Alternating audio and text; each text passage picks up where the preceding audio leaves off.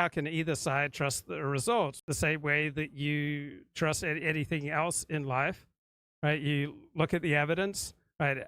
How many people have been prosecuted for voter fraud? What is the evidence for voter fraud?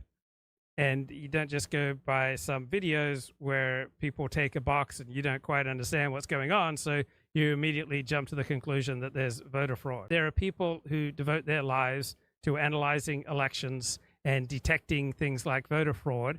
And so you look at the evidence that they present, and then you look at the contrary evidence and you make a decision, right? Who's got a more convincing case? Somewhere else, because he lost 49 states. That's an important part of the election process. It's not just picking the winner. It's adding legitimacy to the government itself. And you have that when you have a landslide. Landslides were very common up until 1972. And since then, the only real landslide we've had was 1984. We need that to purge the system. It's not going to happen this year.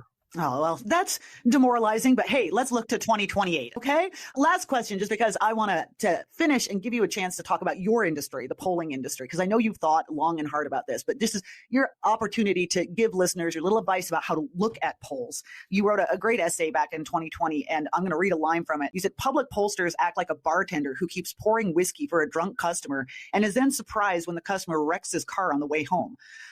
I think the point you were trying to make is polls are not a crystal ball, but as people are going through this presidential election, what would you advise them as? Yeah, so if you're saying the polls are wrong, all right, that's not a good place to be. You're in denial of reality.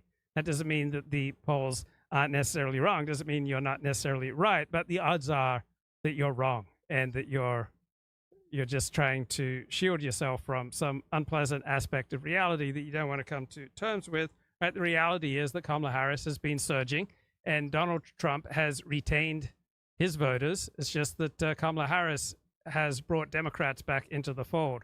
So right-wing media portrayed window covering at ballot center as nefarious. Here's what's really happened.